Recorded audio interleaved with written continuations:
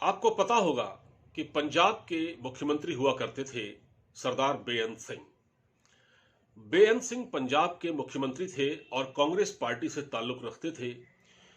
उनको खालिस्तानी आतंकवादियों ने मानव बम से उड़ा दिया था, उनकी कार को, और उनकी हत्या कर दी। इसी तरह इंदिरा गांधी की भी हत्या हुई और कांग्रेस इस बात का क्रेडिट लेती है कि उनके दो दो प्रधानमंत्री शहीद हुए, आतंकवाद की भेंट चढ़े, एक इंदिरा गांधी और दूसरे राजीव गांधी।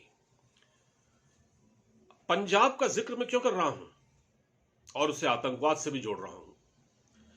क्योंकि आज प्रधानमंत्री नरेंद्र मोदी की फिरोजपुर में रैली थी। प्रधानमंत्री इसके लिए वहां पहुंचे थे।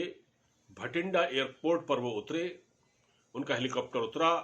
बाद में उनको सलाह दी गई कि बारिश का मौसम है, मौसम खराब है, इसलिए सड़क मार्ग से जाना ठीक रहेगा। सारी बातचीत कर ली गई थी, रूट भी तय हो गया था और डीजीपी जो पंजाब के हैं, जो पुलिस के सर्वोच्च अधिकारी हैं, उन्होंने भी कह दिया था कि सब ठीक ठाक है, आप जा सकते हैं। मगर हुआ क्या? प्रधानमंत्री जब निकले काफिले के साथ, उनके साथ एसपीजी की सुरक्षा होती है बहुत चाक चौबंद। तो प्रधानमंत्री का काफिला जब एक फ्लाईओवर से गुजर रहा था, थोड़ी दूर जाकर वो रुक गया क्योंकि आगे प्रदर्शनकारी किसान खड़े थे। और ऐसा तब था जब डीजीपी पंजाब ने कह दिया था कि सब कुछ ठीक है, आप जा सकते हैं। अच्छा, प्रधानमंत्री को 20 मिनट वहां रुकना पड़ा, उनके काफिले को 20 मिनट रुकना पड़ा। वो पुल के ऊपर थे। फर्ज कीजिए कोई ऐसी घटना होती, आतंकवादी घटना हो जाती जिससे उनकी जान खतरे में पड़ जाती, वो फ्लाईओवर से कहां भागती, उनका काफिला क्या करता? ऐसी मुश्किल सूरत हाल अगर पैदा होती तो क्या होता? प्रधानमंत्री आज बच गए, बाल बाल बच गए। सबसे हैरानी की बात यह है जो मैं अब आपको बताने जा रहा हूं, वो ये है, पंजाब का चीफ मिनिस्टर है चरणजीत सिंह चन्नी। जब जेपी नड्डा ने उनको फोन किया कि ऐसी ऐसी बात है, प्रधानमंत्री का काफिला 20 मिनट से पुल पर रुका हुआ है, तो उन्होंने फोन नहीं उठाया। और जब फोन उठाया तो कहा, इसके लिए मैं क्या कर सकता हूं, मैं क्या करूं? मतलब एक बेबसी जताई उन्होंने। जेपी नड्डा ने कहा है, उन्होंने ट्वीट किया है इस पर, और उन्होंने कहा है कि इस कार्य में जो प्रधानमंत्री वहां जिस प्रोजेक्ट का अनावरण करने जा रहे थे, उसमें बाधा डाली गई। खैर, हम पीछे नहीं हटेंगे, ये उन्होंने कहा। उसके बाद प्रधानमंत्री नरेंद्र मोदी को फिर से भटिंडा लौटना पड़ा।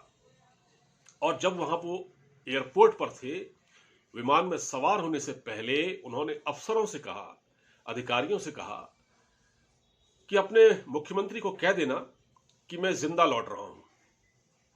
अब ये कितनी बड़ी बात है। और सोचिए कि प्रधानमंत्री मन ही मन इस घटना से कितने आहत हुए होंगे। एक प्रधानमंत्री किसी राज्य में जा रहा है, वहां पर उसको किसी कार्यक्रम में हिस्सा लेना है, वो हुसैनी वाला जो बॉर्डर है ना पाकिस्तान का, वहीं के आसपास से होकर गुजर रहे थे। और जहां से वो गुजर रहे थे वहां से हुसैनी वाला बॉर्डर साफ दिखता है, वहां से बल्कि पाकिस्तान साफ दिखता है। एक फाटक है और जिसकी दूरी वहां से महज 100 मीटर होगी। अगर आप कोई पत्थर फेंकेंगे वहां तक पहुंच जाएगा।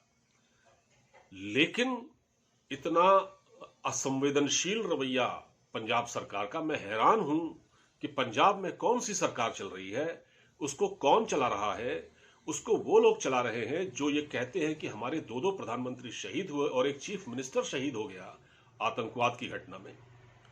उनको इतना भी, वो कैसे इतने असंवेदनशील हो सकते हैं कि वो ऐसी बात कर रहे हैं? अब उससे भी ज्यादा हैरान करने वाली बात यह है कि जो पंजाब का एक मंत्री है, पंजाब का एक कांग्रेस नेता है, वो ये कहता है, श्रीनिवास, वो ये कहता है कि असल में प्रधानमंत्री की रैली फ्लॉप होने वाली थी, उसमें कुर्सियां खाली पड़ी थी।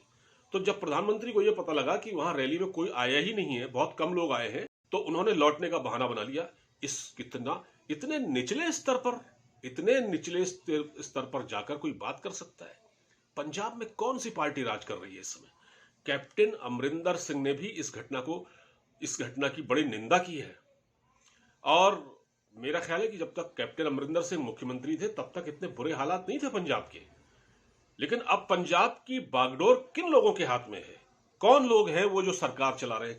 चरणजीत सिंह चन्नी, जो मुख्यमंत्री फोन नहीं उठाता, और जब फोन उठाता है तो कहता है कि मैं क्या करूं। इससे समझ में आता है कि ये कितनी बड़ी प्लानिंग थी।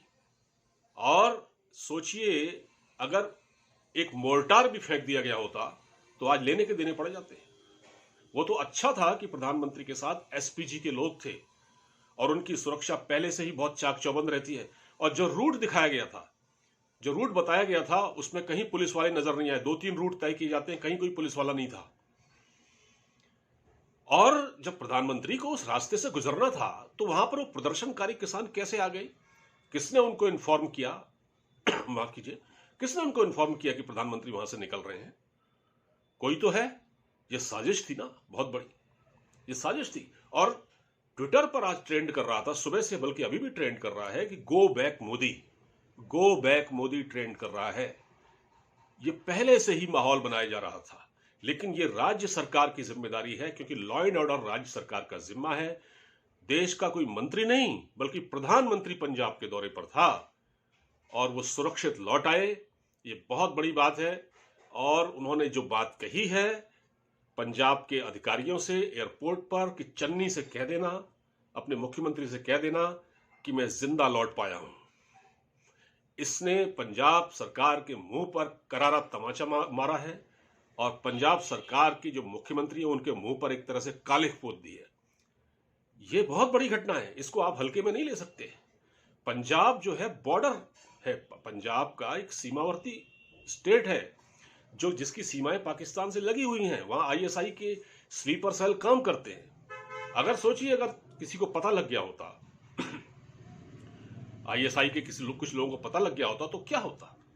इतना बड़ा लैप्स, इतनी बड़ी चूक इससे पहले किसी राज्य में नहीं हुई, कहीं नहीं देखा गया। इससे यह पता लगता है कि कांग्रेस सरकार जो खुद ये क्रेडिट लेती है, कांग्रेस पार्टी, माफ कीजिए कांग्रेस पार्टी, क्योंकि सरकार तो उनकी पंजाब में है। कांग्रेस पार्टी, राहुल गांधी, सोनिया गांधी, जो हमेशा इस बात का क्रेडिट लेते हैं कि उनके दो लोग आतंकवाद में शहीद हो गए आतंकवादियों के हाथों, उन्होंने अभी भी कोई सबक नहीं सीखा। वो इस देश के साथ क्या करना चाहते हैं, वो किन के हाथों में है, वो क्या चाहते हैं, ये सोचना पड़ेगा। आपको ये वीडियो अच्छा लगा हो तो उसको शेयर कीजिएगा। अब मुझे इजाजत दीजिए। नमस्कार।